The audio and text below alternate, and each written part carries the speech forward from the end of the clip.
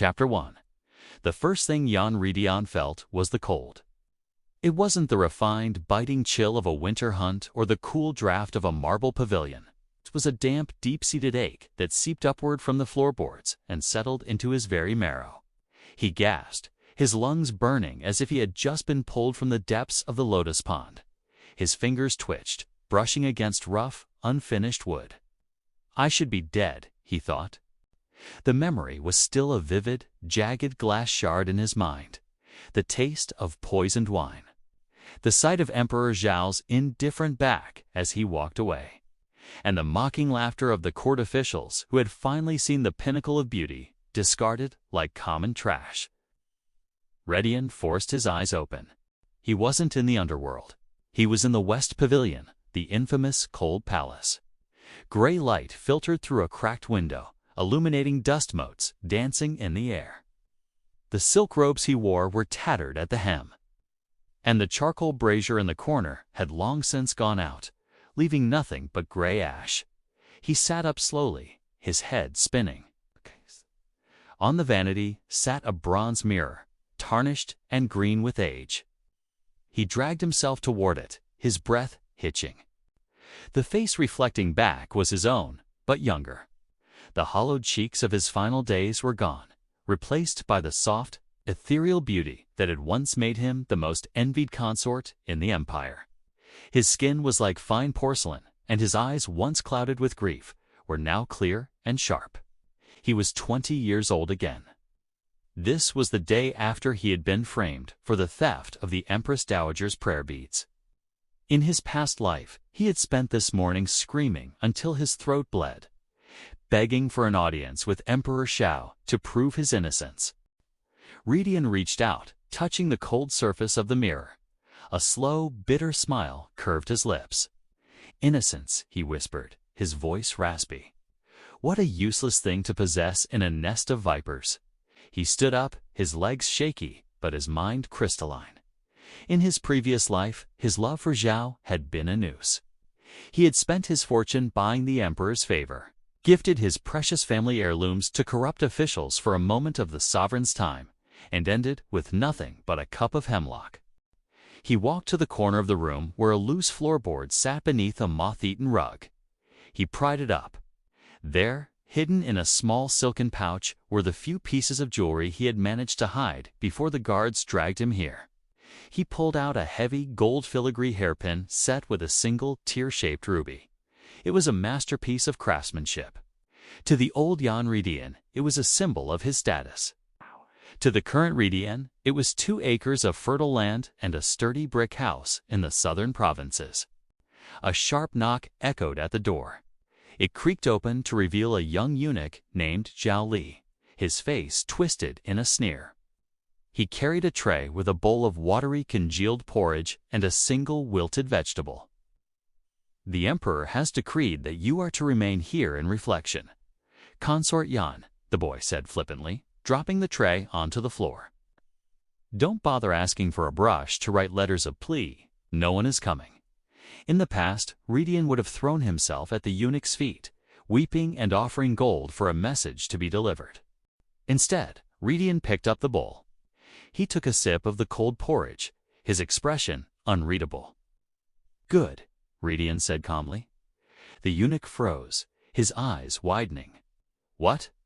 "I said good," Redian repeated, looking the boy directly in the eye. "Reflection is exactly what I need. Tell the guards they needn't worry about me escaping. I find the silence refreshing." He turned his back on the stunned servant and looked out the cracked window toward the distant golden roofs of the main palace. Emperor Zhao was out there, brilliant and cold as the sun. "Enjoy your throne, Your Majesty," Redian thought, clutching the ruby hairpin in his palm until the metal bit into his skin. "While you play at being a god, I will be calculating the price of my freedom. This time, I'm not playing for your heart. I'm playing for my life." Chapter 2. The silence of the cold palace was not a burden to Redian. It was a sanctuary. For 3 days, he sat in the stillness, mapping out the geography of his new life. He knew the shifts of the guards, the timing of the supply wagons, and most importantly, the greed of those who patrolled the perimeter. In the Imperial court, gold was power. In the cold palace, silver was survival. Redian sat at his rickety table, the ruby hairpin glinting under the pale morning sun. Beside it lay a small pile of brass trinkets he had scavenged from the dusty corners of the pavilion. With a steady hand, he used a small shard of flint to scrape the gold plating off a discarded bronze mirror frame. He wasn't just surviving. He was embezzling from his own past. A soft scuffle at the door announced the arrival of Xiao Li. The young eunuch entered with his usual air of arrogance, but his steps faltered when he saw Redian. The consort wasn't disheveled or tear-streaked. He sat with his spine straight, his long black hair tied back with a simple strip of torn silk, looking more like a focused scholar than a broken prisoner. "You're still here?" Xiao Li muttered, setting down a plate of dry mantou buns and a bowl of thin broth. "Where else would I be?" Redian asked, his voice smooth and devoid of the desperation that usually clung to the exiled. He didn't look up from his work. "Xiao Li, come here," the boy bristled. "I don't take orders from a fallen Redian." Place the ruby hairpin on the edge of the table. The deep red stone caught the light, casting a blood-colored glow onto the wood. Xiao Li's breath hitched. His eyes darted to the door, then back to the jewel. "This is worth 50 taels of gold in the city," Redian said quietly. "Perhaps 60 if the merchant is honest. But we both know honesty is expensive." Xiao Li swallowed hard, his bravado melting into avarice. "Why are you showing this to me? I could just tell the guards you've hidden contraband." "You could," Redian agreed, finally looking up. His eyes were cold, calculating, and entirely unafraid. "And the guards would take it. They would give you a copper for your trouble and keep the rest for wine and gambling. Or you could take this to the Eternal Rest pawnshop in the West District. Ask for Old Man Chen. Tell him the Silent Willows sent you." The eunuch's hands trembled. "You? You have a contact in the city." "I have memories," Redian replied cryptically. In his past life, he had learned about Old Man Chen from a disgraced general. The man asked no questions and took a 30% cut. It was a steep price, but the silence was guaranteed. "Take the pin, bring me back 10 taels of silver, and keep 2 for yourself. The rest is to be converted into supplies." 2 taels, Xiao Li whispered. That was more than he earned in a year of hauling slop. "What kind of supplies?" "Simple things," Redian said, a small, sharp smile playing on his lips. "Lead weights, cheap gold leaf, high-quality lacquer, and a bottle of the strongest pear wine you can find." "We have a lot of jewelry to manufacture, Xiao Li." Xiao Li snatched the hairpin, hiding it deep within his sleeve. "If I get caught, I'll say you stole it. If you get caught, we both lose," Redian said, picking up a mantou bun and taking a deliberate bite. "But if you succeed, you'll never have to eat cold porridge again." As the eunuch hurried away, Redian looked back at the pile of brass and lead. To the Emperor, he was a man lost in grief. To the world, he was a ghost. But as he began to paint the lead weights with gold lacquer, Jan Redian knew the truth. He was the only man in the palace who was truly awake. Chapter 3. The transformation of the West Pavilion was subtle, hidden behind a layer of grime and the pretense of misery. While the rest of the palace prepared for the spring banquet, a whirlwind of silk, poetry, and political posturing, Jan Redian was perfecting the art of disappearing. Thanks to Xiao Li's newfound loyalty, Redian's retirement fund was growing beneath the floorboards. But wealth was useless if he was caught. He needed the Emperor to forget he existed entirely. "The Emperor will pass through the Jade Peony Garden this afternoon," Xiao Li whispered, dropping a small pouch of silver onto the table. He looked nervous, his eyes darting toward the door. "He's taking the scenic route to the Ministry of War. You should stay inside, Consort. If he sees you in those rags, he'll surely be reminded of your transgression." Redian tied the pouch to his belt, hidden beneath his robes. "On the contrary, Xiao Li, I think it's time I breathe some fresh air." Redian did not dress in the vibrant crimson or the deep purples he used to favor colors that shouted for attention. Instead, he chose a robe of washed-out charcoal gray, the color of shadows and ash. He didn't style his hair with gold. He let it hang loose, a curtain of black ink that partially obscured his face. The jade peony garden was a riot of color, but Redian moved toward the edges, where the weeping willows dipped their long, green fingers into the stagnant canal. He found a spot behind a thick trunk, sitting on a mossy rock. He pulled a stolen pear from his sleeve and took a quiet, crunching bite. Soon, the sound of rhythmic footsteps and the clinking of armor announced the arrival of the Imperial procession. Emperor Shao walked at the head, his presence like a cold front moving through the heat of the garden. He was taller than Redian remembered, his shoulders broader under the weight of his black and gold regalia. His face was a mask of imperial indifference, sharp-jawed eyes like flint, and lips that rarely bothered to curve into a smile. In his past life, Redian would have tripped into the path, or perhaps played a haunting melody on a flute, hoping to catch a single glance. Now, Redian simply leaned back against the willow, chewing his pear slowly. He watched the Emperor not as a lover or a supplicant, but as a predator watches a distant storm with caution, but no desire to be caught in the rain. Shao stopped. The entire procession halted instantly. The Emperor turned his head toward the willow grove.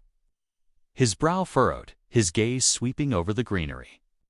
He felt a strange prickle on the back of his neck, a sensation of being watched not with the usual fawning heat of his subjects, but with a cool, detached scrutiny. "Your Majesty," the head eunuch whispered, bowing low. "Is something wrong?" Shao scanned the shadows. He saw the sway of the willow branches and the ripples in the water. For a moment, he thought he saw a flash of gray fabric, a silhouette that seemed familiar yet utterly foreign. But there was no sound, no desperate cry for mercy, no perfume lingering in the air. "Nothing," Shao said, his voice deep and resonant. It was just a ghost of a memory. He turned and continued walking, his pace quickening. Behind the tree, Redian let out a long, silent breath. He looked down at the core of his pear and tossed it into the water. The Emperor's emptiness was his greatest shield. As long as Zhao felt nothing, Redian was free. He stood up, brushing the dirt from his gray robes. He had work to do. There were 3 more gold-plated bangles in his chest that needed to be swapped for lead before the sun went down. The Emperor was looking for a ghost. Redian was busy becoming a man of means. Chapter 4.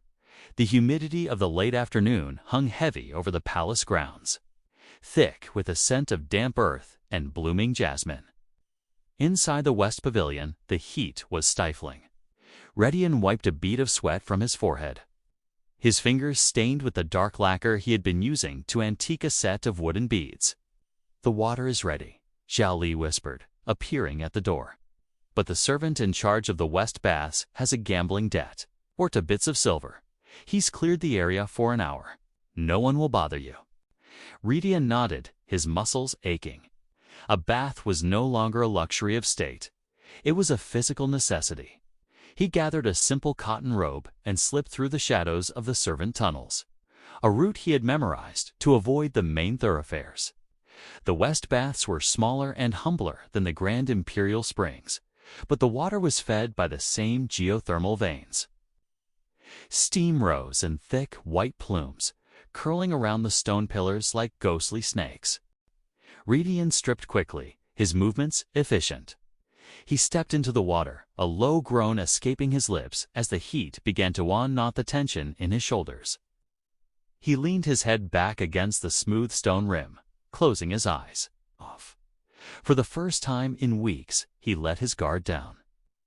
He wasn't a disgraced consort or a rising merchant. He was simply a man, drifting in the warmth. He didn't hear the heavy doors creak open at the far end of the hall. He didn't hear the soft thud of boots on wet stone. Emperor Shao had sought the West Baths for a different reason. The grand springs were filled with the chatter of concubines and the prying eyes of advisors. He wanted silence. He wanted to wash away the grit of a long day spent debating border skirmishes and tax levies. Xiao stepped through the steam, unfastening his outer robe. He stopped dead when he saw the ripples in the central pool. Through the mist, a figure emerged. Redian had risen to reach for a cloth on the side, his back turned to the entrance. The water cascaded down his spine in shimmering sheets, tracing the elegant curve of his waist and the firm pale line of his shoulders. In the dim light, his skin looked like wet silk, glowing with a soft, internal warmth. Xiao felt a sudden, sharp constriction in his chest. He recognized that silhouette. It was the consort he had banished, the one who had supposedly been wasting away in grief. But there was no frailty here. Redian looked vital, poised, and hauntingly beautiful. Redian turned, sensing another presence. His eyes met Zhao's. In his past life, Redian would have submerged himself in shame or lunged forward to embrace the Emperor's knees, crying out for a chance to explain. Now, Redian simply stood his ground. The water lapped at his hips, sparkling against his skin. He didn't scramble for cover. He didn't blush. He merely dipped his head in a shallow, respectful bow, the kind one might give to a distant cousin. "I apologize, Your Majesty," Redian said, his voice steady and cool, echoing off the stone walls. "I was told the baths were vacant. I shall take my leave." He stepped out of the pool with a fluid, unhurried grace. As he reached for his robe, the fabric clung to his damp limbs, outlining the lean strength of his body. He tied the sash with a firm knot, never once looking back at the man who held his life in his hands. "Wait," Xiao found himself saying, his voice uncharacteristically gravelly. Redian paused at the threshold, his profile illuminated by a single flickering torch. "Yes, Your Majesty." Zhao opened his mouth, but the words died in his throat. What could he say? "Why aren't you crying? Why do you look so whole without me?" "Do not let it happen again," Xiao finally managed, his tone harsh to mask the sudden, erratic thumping of his heart. "It won't," Redian replied softly. He vanished into the steam, leaving the Emperor alone in the heat. Xiao stepped into the water Redian had just vacated, but the warmth felt different, now sharper, more intrusive. He stared at the spot where Redian had stood. The image of those water-drenched shoulders burned into his mind like a brand. For the first time in years, the Emperor of the Great Han felt the biting sting of a cold he couldn't escape. Chapter 5. The weight of the Phoenix crown was more than just the 3 pounds of pure gold and the 99 South Sea pearls embedded in its frame. To Yan Redian, it was the weight of a past life's obsession. When he had first received it, he had wept with pride, believing it was a token of Emperor Zhao's burgeoning affection. Now, sitting on the dirt floor of the cold palace, he looked at the magnificent headpiece with the cold, calculating eye of a jeweler. "This is madness," Xiaoli whispered, his face pale as he watched Redian wrap the crown in a piece of stained, coarse burlap. "If they find this missing from the inventory, it's not just the cold palace for us. It's the executioner's block. The inventory hasn't been checked in 3 years, Redian replied, pulling the twine tight around the bundle. "And by the time they think to look, I'll be a ghost in the wind. Besides, the centerpiece is a 5-carat fire opal. Do you have any idea how many hectares of rice that buys?" Xiaoli swallowed hard. Old man Chen won't touch this. It's too recognizable. The Imperial seal is stamped into the base. Redian pulled a small, sharp chisel from his sleeve.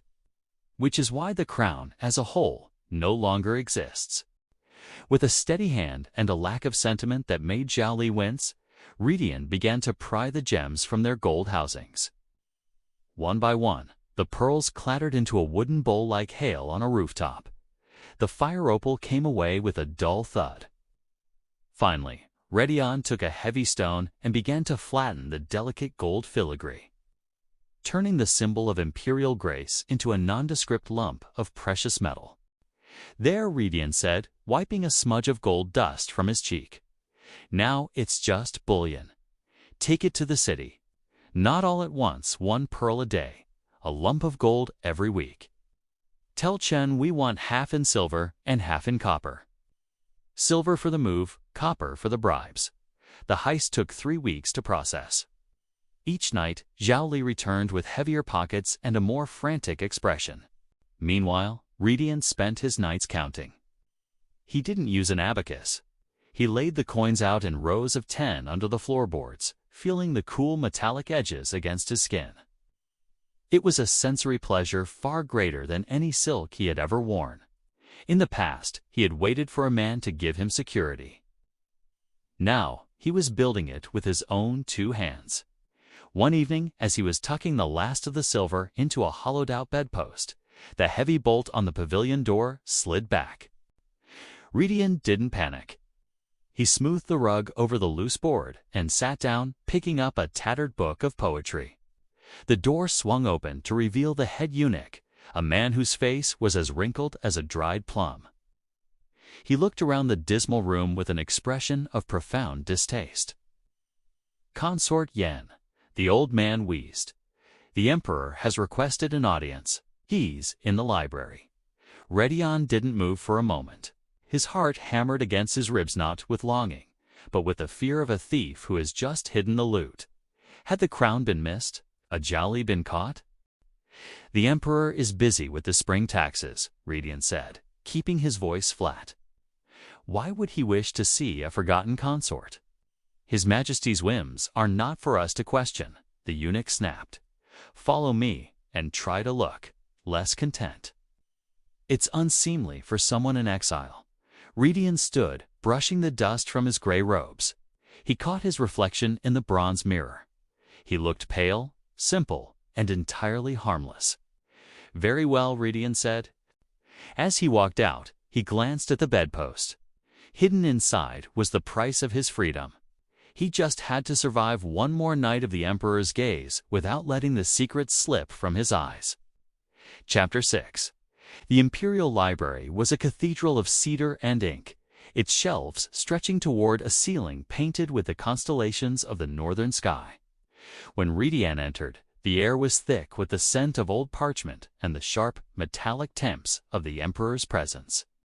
Zhao was draped over a carved rosewood chair, a scroll in one hand and a cup of untouched tea in the other. He didn't look up when Redian bowed. The silence stretched. Long and intentionalized psychological weight designed to make a man crumble. But Redian didn't crumble. He remained in a perfect, motionless bow, his eyes fixed on the intricate patterns of the silk carpet. He was calculating the interest on his last shipment of gold. "You have become very quiet, Redian." Zhao finally spoke, his voice dropping like a stone into a still pond. "Silence is the only virtue allowed to a prisoner, Your Majesty," Redian replied. Zhao set the scroll down. He stood and walked toward the consort, his boots clicking rhythmically on the polished floor. He stopped just inches away. In the past, Redian would have leaned into that heat, desperate for a touch. Now he felt only a mild annoyance that his evening counting time had been interrupted. "You were seen in the gardens," Zhao murmured, reaching out to lift Redian's chin with a single finger. "Wearing the color of rain. Eating a common pear like a street urchin. Where is the man who once demanded the finest lychees from the southern coast?" Redian met the Emperor's gaze. He didn't flinch. "That man died of a broken heart, Your Majesty. The man who remains simply has a practical appetite." Zhao's eyes darkened. He expected bitterness, but this was something worse: indifference. He let his hand drop, pacing a small circle around Redian. "I find it strange. The cold palace usually breaks a man's spirit. Yet, you look nourished. Your eyes are brighter than they were when you lived in the pavilion of heavenly grace." "Isolation provides a certain clarity," Redian said. "Does it?" Zhao stepped closer again, his voice dropping to a dangerous whisper. "Then tell me, in your clarity, do you still claim innocence regarding the prayer beads?" Redian felt the phantom weight of the phoenix crown in his mind, the gold he had already melted down. He suppressed a smile. Whether I am innocent or guilty no longer matters. The beads are gone, and I am here. The past is a ledger that has been closed. Xiao leaned in, his breath warm against Redian's ear. I haven't closed the ledger. I find myself wondering what you do in that ruin of a palace all day. Who you talk to. What you think about. I think about the seasons, Your Majesty. And the price of grain. Zhao laughed, a short, dry sound. Grain, you are a terrible liar. But you are a fascinating one. He turned back toward his desk, waving a hand in dismissal. Go back to your ruin. But no, this I am watching you now. Not because I believe you, but because I want to see when the mask finally slips. Redian bowed deeply, his face hidden. Watch all you like, he thought. By the time you realize the mask is real, I'll be 100 miles away, and your treasury will be a few pearls lighter. He exited the library with a measured pace, but as soon as he hit the shadows of the corridor, his steps quickened. He needed to talk to Zhao Li. If the Emperor was watching, the smuggling had to become even more discreet. The game had just become much more dangerous, and the stakes were no longer just silver, they were his life. Chapter 7. The change in weather was as sudden as a courtier's betrayal. A late autumn storm lashed the capital, turning the palace grounds into a quagmire of mud and freezing rain. Inside the cold palace, the wind howled through the gaps in the rotting window frames, whistling like a vengeful spirit. Redian huddled in the corner of his bed, wrapped in a thin, scratchy blanket. His plan had been moving perfectly. The last of the gold filigree had been moved, but his body had finally rebelled against the months of meager rations and the damp air of the pavilion. By midnight, the world was a blur of heat and shadows. Redian's breath came in ragged gasps, his skin burning to the touch even as he shivered violently. He muttered, his mind drifting to the dream of his southern farm. 2 copper for the seeds. The soil must be dark. He didn't hear the heavy doors bang open. He didn't see the dark figure, drenched in rain and smelling of ozone, who stepped into the room. Emperor Xiao had been unable to sleep. The image of Redian's cool, detached eyes in the library had haunted him, a puzzle he couldn't solve. He had told himself he was coming to catch a thief or a conspirator in the act. He hadn't expected to find a dying ember. Redian Xiao's voice was sharp. He moved to the bed, his boots splashing in the puddles on the floor. When he reached out to touch Redian's forehead, he pulled his hand back as if burned. Guards, a physician. Now, the Emperor roared into the hallway. But the storm drowned out his command, and the cold palace was sparsely staffed. Seeing Redian convulse, Xiao stripped off his heavy, wet outer cloak and climbed onto the narrow, creaking bed. He pulled the shivering consort into his arms, using his own body heat to fight the chill that was settling into Redian's bones. Don't sell the jade. Redian whimpered, his head lolling against Zhao's chest, too recognizable. The price of land in Suzhou, it's rising. Xiao froze. He looked down at the man in his arms. Redian's face was flushed, his eyelashes matted with sweat. He was rambling about land prices and commerce things a consort should know nothing about. You've been busy, haven't you? I whispered, his grip tightening. Throughout the long, dark hours, Xiao stayed. He used a basin of cold rainwater to bathe Redian's face, his large, powerful hands moving with a gentleness that would have shocked his generals. He watched the way Redian's pulse fluttered in his neck like a trapped bird. In the past, Xiao had viewed Redian as a beautiful ornament, a piece of silk to be admired and then folded away. But holding him now, listening to his fevered dreams of independence, Xiao felt a strange, gnawing respect. Redian wasn't just surviving. He was planning a life that didn't include the Emperor. The thought made Zhao's chest tighten with a possessive heat. As the first gray light of dawn touched the room, Redian's fever finally broke. He slumped against Zhao, his breathing deep and even. Zhao smoothed a damp lock of hair from Redian's forehead, his thumb lingering on the soft skin of his temple. You want to leave me? Zhao murmured into the quiet room. You've turned your heart into a merchant's ledger. He leaned down, his lips brushing the shell of Redian's ear. But I have never lost a territory I intended to keep, Redian. And you are the most valuable province I own. When the physician finally arrived an hour later, the Emperor was gone, leaving behind only the lingering scent of sandalwood and a heavy silk-lined cloak draped over the sleeping consort. Redian woke up feeling weak but alive, his hand clutching the edge of the Emperor's cloak. He didn't know who had saved him, but he looked at the expensive fabric and thought, "This silk is worth at least 5 taels of silver. Should have Zhao Li sell it." Chapter 8. The recovery from the fever was slow, but it gave Redian something he hadn't possessed in months, a sense of urgency. The Emperor's silk cloak sat folded at the foot of his bed, a constant, shimmering reminder that he was being watched more closely than he had anticipated. "The physician says you must rest," Zhao whispered, nervously eyeing the door. "But the palace is buzzing. They say the Emperor stayed here until the bells of the 4th watch. The consort of the Pure Lotus is furious." Redian leaned against the headboard, sipping a bitter medicinal tea. Consort May. She was always prone to dramatics. If she's angry, she'll strike soon. And that, Zhao Li, is exactly what we need. In his first life, Consort May had been the one to hide the Empress Dowager's beads in Redian's chambers. She was a woman of sharp edges and a sharper tongue, obsessed with being the only star in Zhao's sky. 3 days later, the strike came. Redian was sitting in the small, overgrown courtyard of the West Pavilion, ostensibly weeding a patch of wilted lilies. In reality, he was checking the soil depth for a new cache. The sound of silken slippers on stone alerted him before the voice did.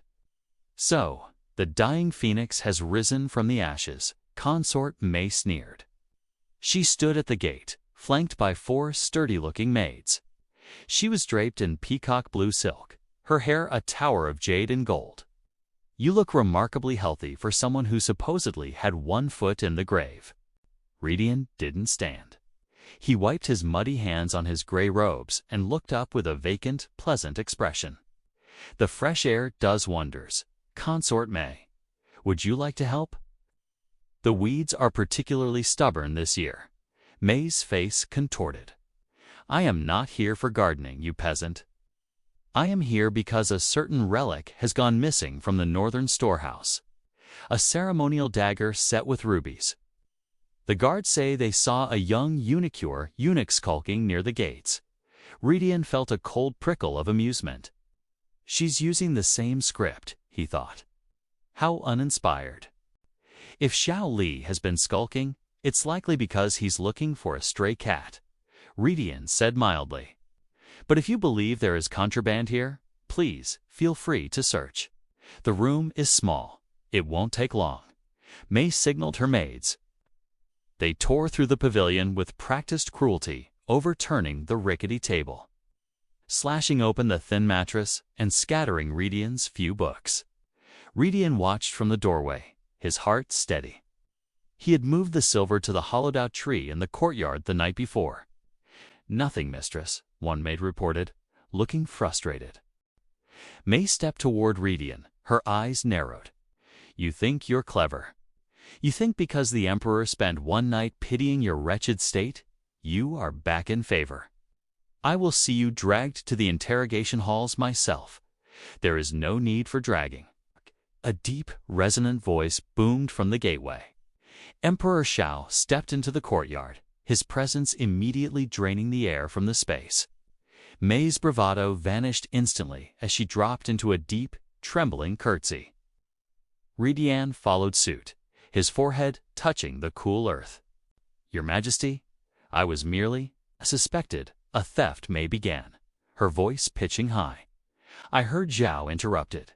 He walked past her, his gaze fixed on Redian, who remained bowed in the dirt. Zhao looked at the trashed room, the torn bedding, and the broken tea bowl. "Consort May, you claim a dagger was stolen. It is interesting, then, that the dagger was found this morning in your own headmaid's quarters. May blanched, her breath hitching. I was misinformed. My servants must have.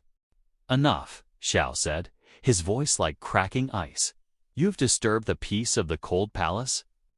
For your misinformation, you will be confined to your own pavilion for 3 months, and you will pay for the restoration of Consort Yan's quarters out of your own allowance. As May was led away in tears, Zhao stood in the center of the ruined room. He looked at Redian, who was calmly picking up his scattered books. You didn't defend yourself, Zhao observed. Why bother? Redian asked, not looking up. The truth eventually finds its own way. Besides, I am content here. I was hoping you might use this scandal to exile me further. Perhaps to a quiet estate in the south. I hear the air in Suzhou is even better for one's health.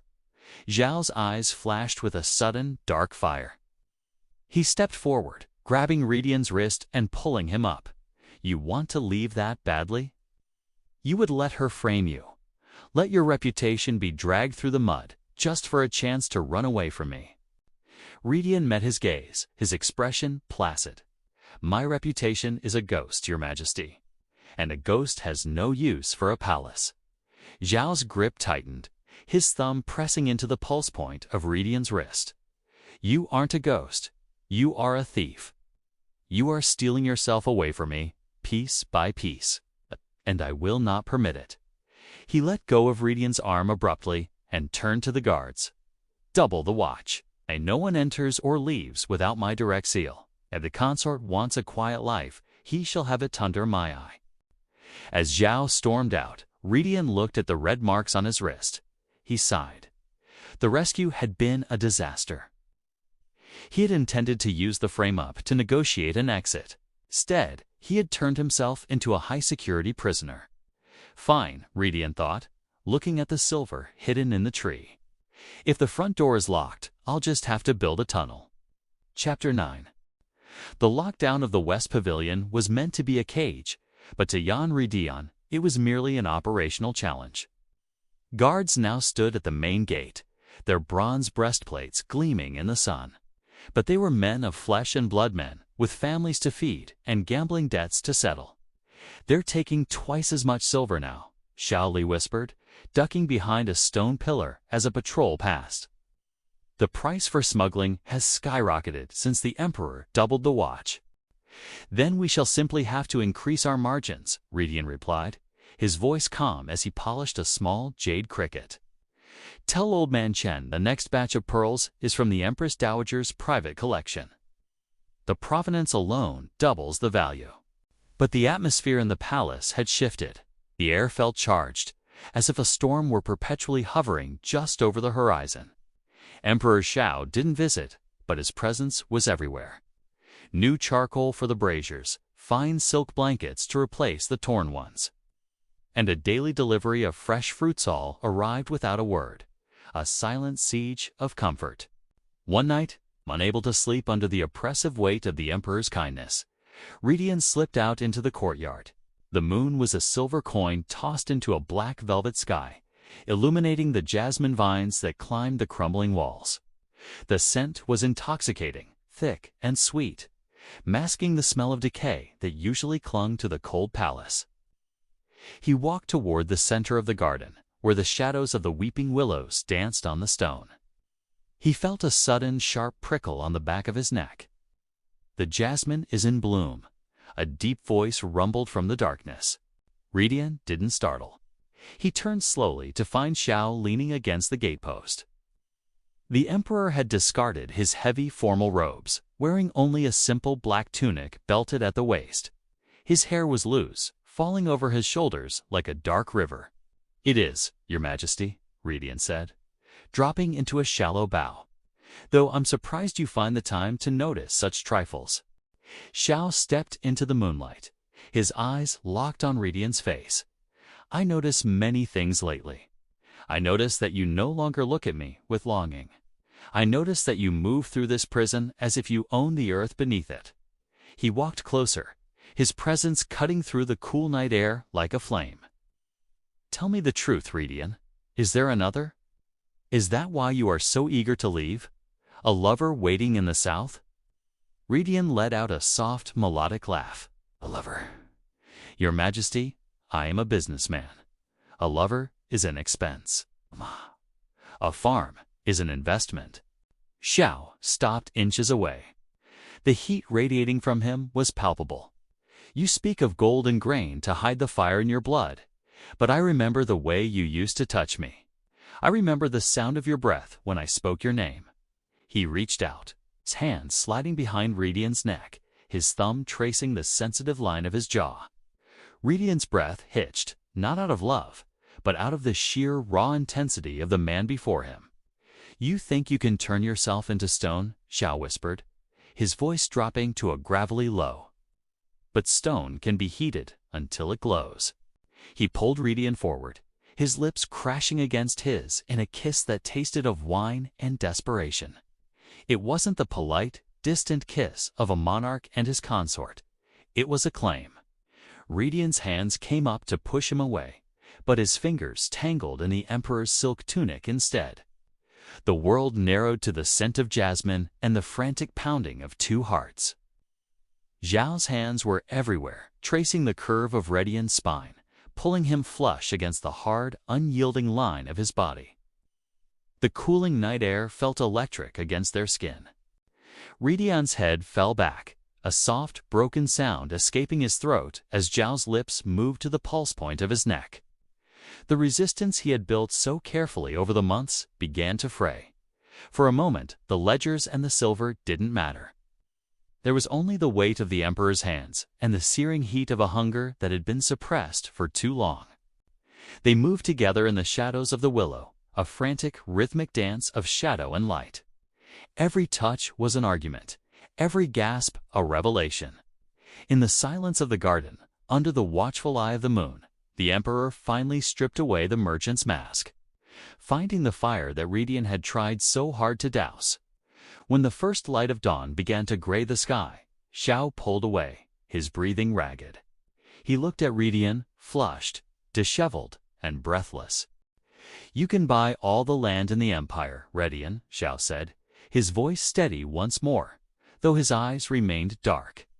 But you will never be able to buy your way out of this. He turned and walked away, leaving Redian alone in the settling dew. Redian touched his bruised lips, his mind racing. The night had been a tactical error, a surrender of the senses he couldn't afford. He looked at the jasmine flowers, crushed underfoot. He thinks he's won, Redian thought, his resolve hardening even as his body still hummed with the Emperor's touch. He thinks a night of passion is a tether. He doesn't realize that a man who has lost everything once is no longer afraid of losing his heart a second time. He walked back to the pavilion, his steps firm. He had a move to make, and it was time to stop playing with silver and start playing for the throne itself. Chapter 10. The sun rose over the Forbidden City with an indifferent brilliance, casting long, sharp shadows across the courtyard of the West Pavilion. Inside, the air was still heavy with the scent of crushed jasmine and the lingering heat of the night before. Jan Redian sat at his low table, his fingers tracing the rim of a cold cup of tea. His inner robe was slightly disarranged, and a faint, blossoming bruise marked the hollow of his collarbone, a signature left by the Emperor's teeth. To any other consort, this mark would be a trophy, a herald of returning favor. To Redian, it was a physical debt he hadn't intended to incur. The door creaked open. Zhao Li stepped in, carrying a basin of fresh water. He stopped, his eyes widening as they landed on Redian's neck. The basin hit the floor with a metallic clang, water splashing across the dusty tiles. He stayed, Zhao Li whispered, his voice trembling with a mix of awe and terror. The guards said the Emperor didn't leave until the sky turned gray. Master, does this mean? Are we moving back to the Pavilion of Heavenly Grace? Redian looked at his reflection in the water rippling on the floor. No, he said, his voice raspy but firm. It means the price of our exit has just doubled, Master. The Emperor doesn't love me, Zhao Li, Redian said, finally looking up. His eyes were hard, devoid of the soft glow of the moonlit garden. He is obsessed with the fact that I no longer belong to him. Last night wasn't an act of affection. It was a siege. He wants to see if he can still breach the walls.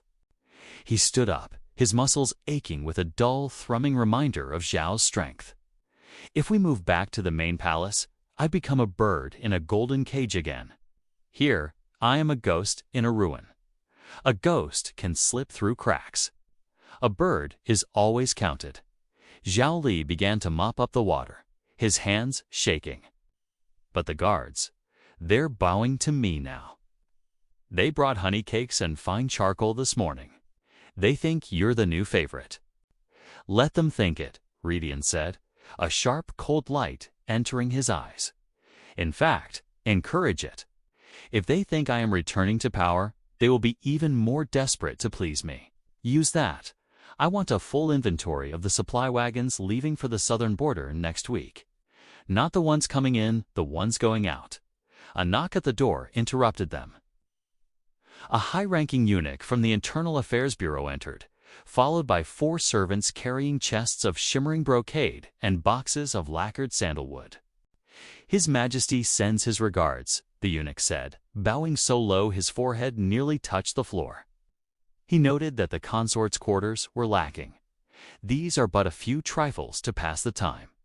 Redian walked over to the first chest. He ran his hand over a roll of seafoam silk, the fabric so light it felt like air.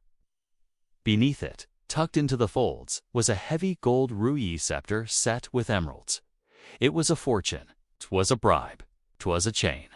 Tell His Majesty I am overwhelmed by his generosity, Redian said, his voice dripping with a practiced, sweet humility that he hadn't used in months. The eunuch beamed, thinking the silent consort had finally been broken. As soon as the servants left, Redian's expression flattened. He turned to Zhao Li. Take the emeralds. Pry them out carefully and replace them with the green glass from the broken lantern in the garden. Then, sell the silk to the laundry maids. Tell them it's damaged. We need liquid assets, and we need them before the Emperor decides to visit again.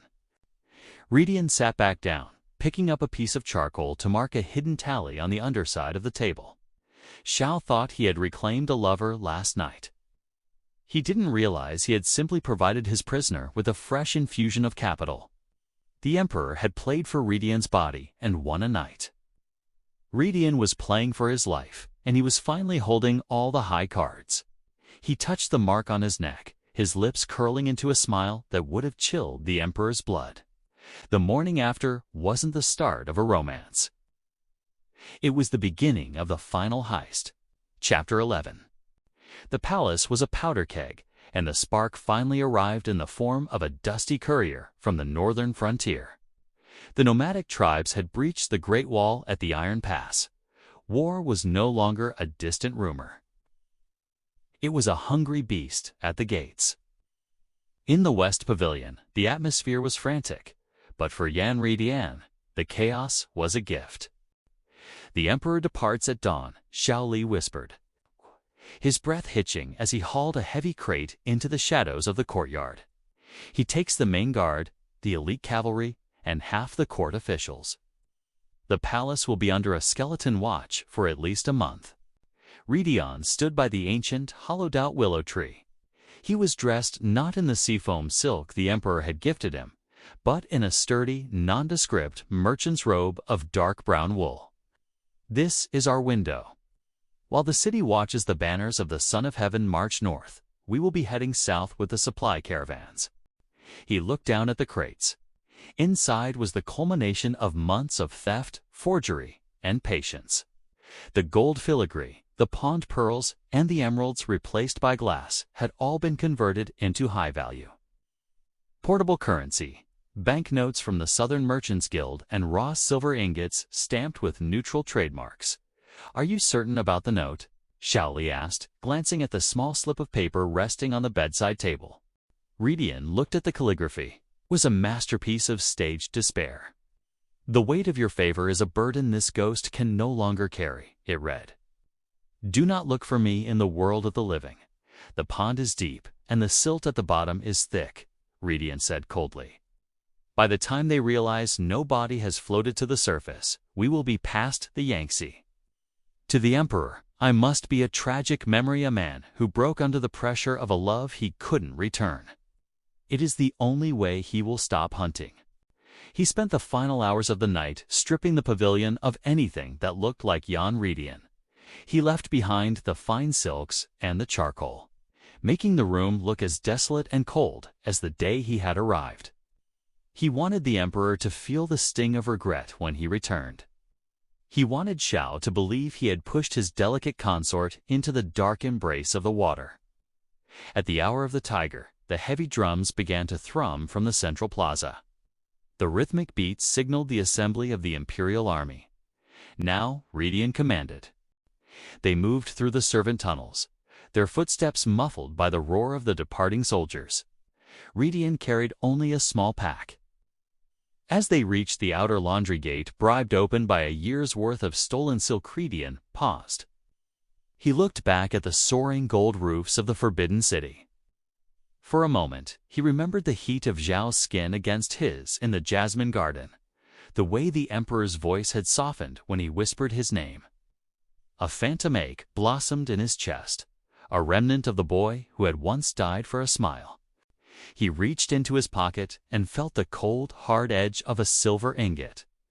The ache vanished. "Master," Xiaoli urged. "Let's go," Redian said, stepping through the gate and into the gray morning mist. "I have a farm to buy." Behind them, the gates of the palace groaned shut.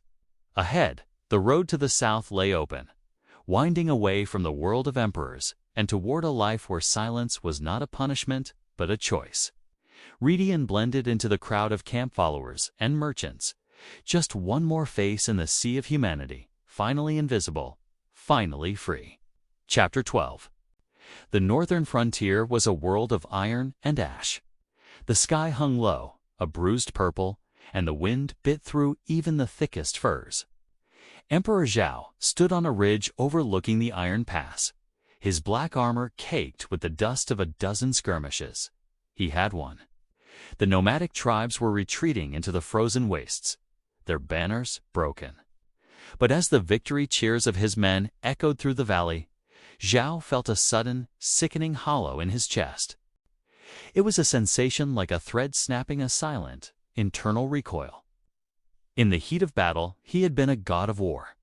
But in this moment of stillness, he was suddenly seized by a cold dread that had nothing to do with the winter air. "Your Majesty?" General Meng approached, bowing low. "The path to the capital is clear. We can begin the march back at dawn." Xiao didn't answer. He was staring southward, toward the distant, invisible heart of his empire. He remembered the way Redian had looked in the moonlight, skin like pale jade, eyes like dark glass. He remembered the feeling of Redian's pulse under his thumb, a frantic, living thing. That night, in the command tent, Xiao slept fitfully. He dreamt of the West Pavilion, but it was submerged in water. He saw the jasmine vines drowning, their white petals turning black. He saw a gray robe floating on the surface of the lotus pond, empty and light, drifting toward the drain. He woke with a shout, his forehead drenched in a cold sweat. "Redian," he whispered, the name a jagged stone in his throat. He scrambled from his cot and tore open the flap of his tent. The moon was high, the same silver coin that had watched them in the garden, but the air felt different, empty. "Messenger," Xiao roared. A young soldier scrambled forward, trembling. "Yes, Your Majesty. Ride to the capital. Use the relay stations. Do not stop for sleep. Bring me a report on the West Pavilion.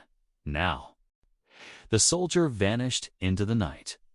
Xiao stood in the dark, his hand gripping the hilt of his sword until his knuckles turned white. He had told himself that leaving Redian behind was a test, a way to let the consort realize that the world outside the Emperor's shadow was cold and unkind. He had expected to return to a man who was grateful, perhaps even broken, and ready to be moved back to the main palace. But the premonition in his gut told a different story. 3 days later, the messenger returned. The man was covered in mud, his horse collapsing the moment they reached the camp. He fell to his knees before Zhao, holding a small water-stained scroll.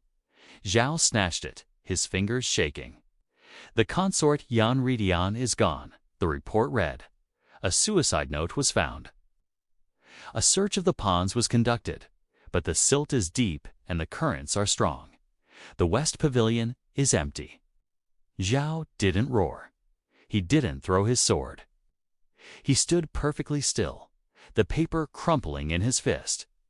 The silence that followed was more terrifying than any battle cry. "He thinks he can die to escape me," Zhao murmured, his voice a low, vibrating growl. He turned to his generals, his eyes burning with a terrifying, lucid madness. "We do not wait for dawn. We ride now. Leave the infantry. I want the light cavalry at my back." "Your Majesty, the horses are exhausted," General Meng began. "Then they will die for their emperor." Zhao bellowed. He vaulted onto his black stallion, his cape snapping in the wind like a crow's wing. He didn't believe in the note. He didn't believe in the drowning. Redian was too clever, too sharp, and too focused on the price of grain to throw his life away in a muddy pond. Redian hadn't committed suicide. He had committed a heist. He had stolen the one thing Zhao had truly begun to covet, himself. "Run as far as you like, my little merchant," Zhao hissed into the wind as he spurred his horse into a gallop. "But I will burn every farm in the south until I find the soil you're hiding in." Chapter 13. The torrential rains of the southern border had turned the mountain pass into a sludge of red clay and broken dreams. Redian sat in the back of a merchant's covered wagon, his fine silk robes replaced by a heavy hempen tunic that smelled of damp earth and grain. He was 400 miles from the capital. He was supposed to be safe. "The pass is blocked," Zhao Li whispered, peering through the canvas flap. "The Imperial scouts are everywhere. They say the Emperor returned from the north like a demon possessed. He's not at the palace, Master. He's on the road."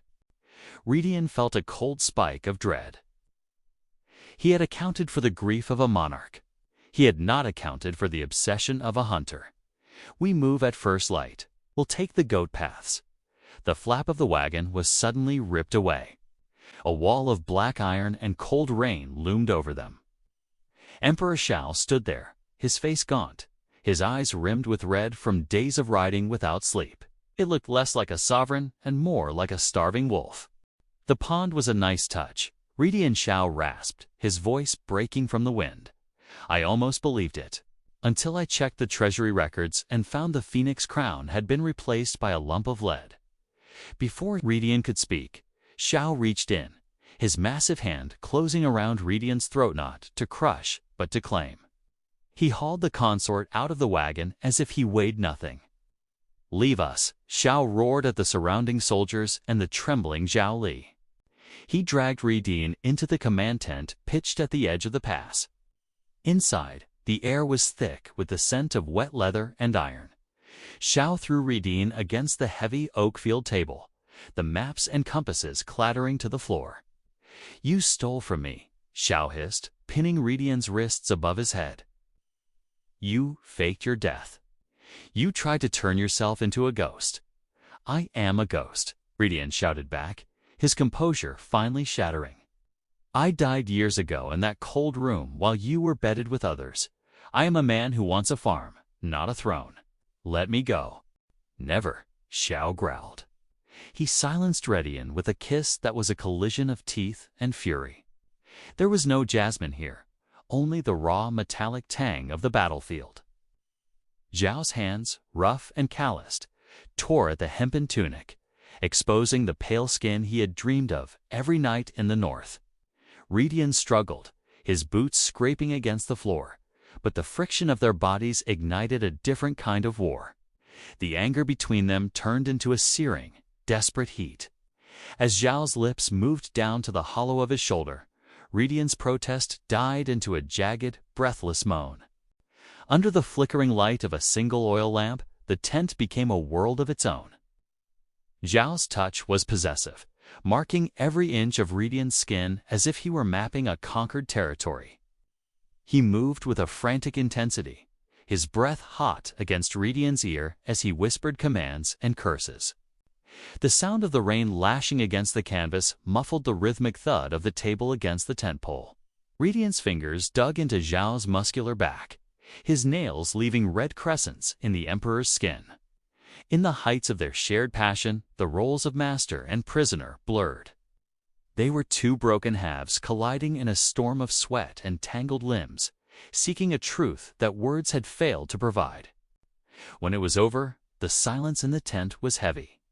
Zhao remained draped over Redian, his forehead resting against the wood of the table. His grip on Redian's wrists had loosened, but he didn't move away. "I will build you a palace in the south," Zhao whispered, his voice trembling. "I will give you all the grain and land in the world. But you will never leave my sight again." Redian looked up at the dark canvas ceiling, his breath still coming in short, uneven gasps. He had lost his freedom, but as he felt the Emperor's heart beating frantically against his own, he realized he had won something else. The hunter hadn't just caught the prey. The hunter had been trapped by it. "The soil in Suzhou is better," Redian said faintly, his voice exhausted. Zhao let out a ragged, triumphant laugh and held him tighter. The heist was over, but the negotiation had just begun. Chapter 14.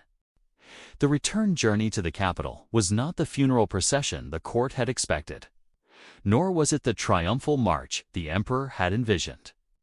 It was a tense, rolling negotiation conducted within the silk-lined walls of the Imperial carriage. Jan Redian sat on a heap of furs, his expression as unreadable as a blank ledger. Beside him, Emperor Shao watched him with the intensity of a hawk guarding its only chick. The silence between them was no longer cold. It was thick with the afterglow of the mountain pass and the simmering friction of two stubborn wills.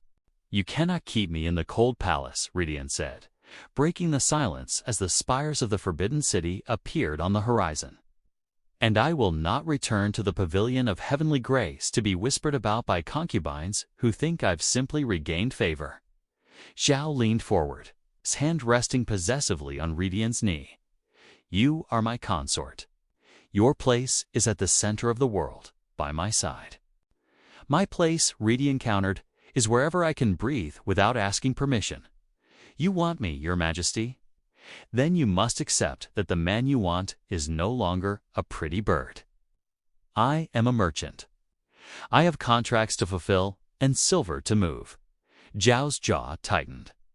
"You speak of commerce while I speak of the Empire." "They are the same thing," Redian said, his eyes flashing with a sudden, brilliant clarity.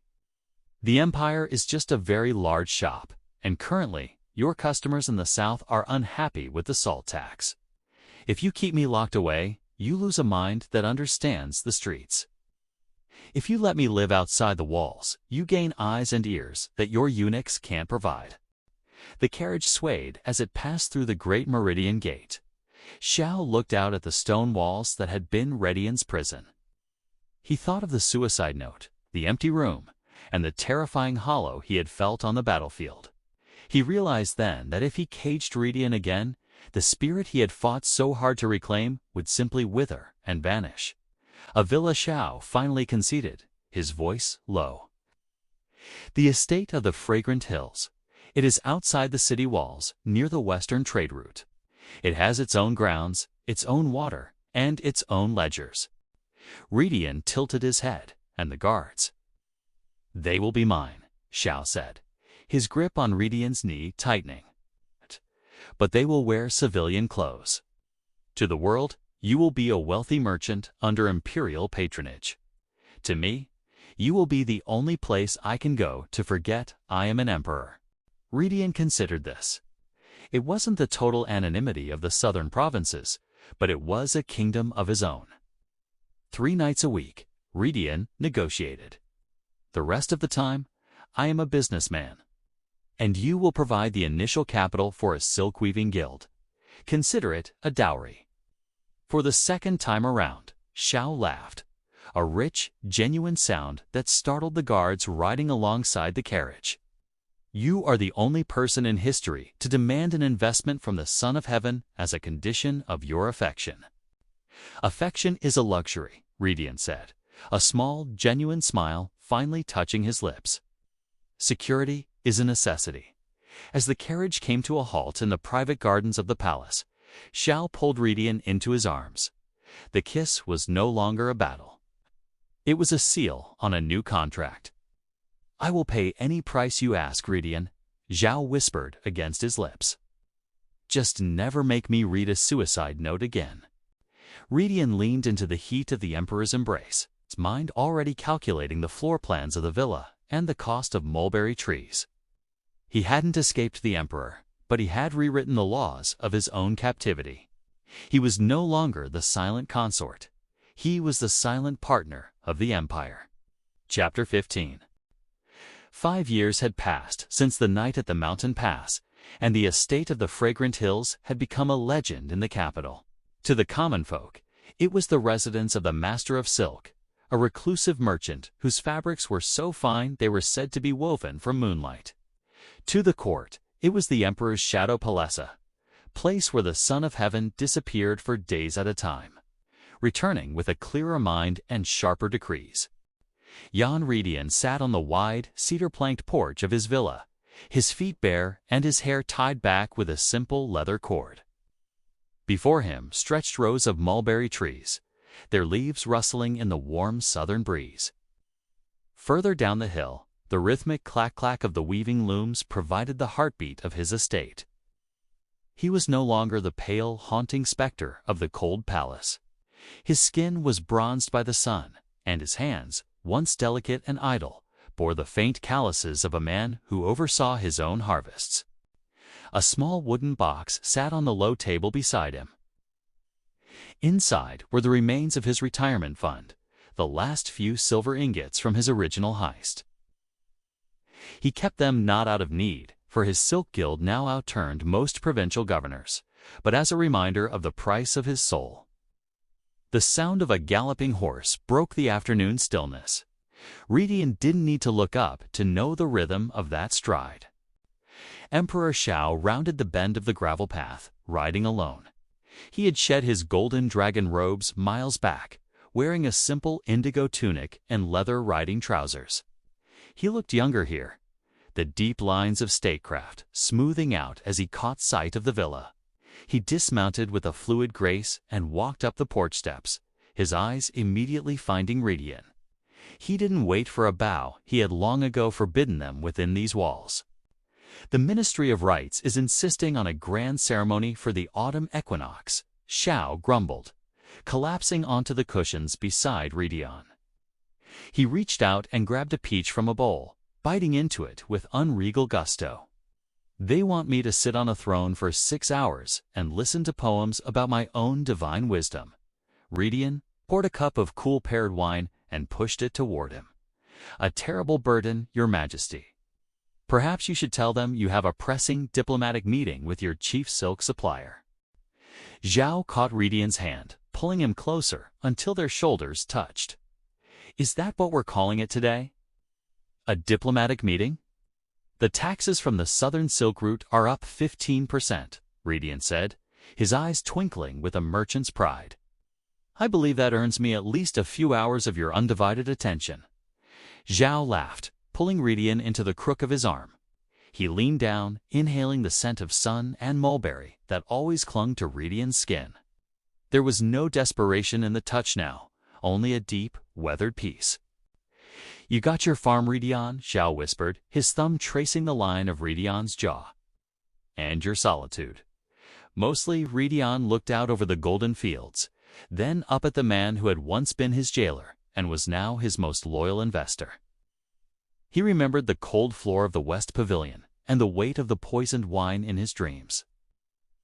He leaned his head against Zhao's shoulder, closing his eyes as the sun began to dip below the horizon, painting the world in shades of copper and rose. "I got more than a farm," Redian murmured, his fingers interlacing with the Emperor's. "I got a life where I don't have to be silent to be heard." as the first stars appeared.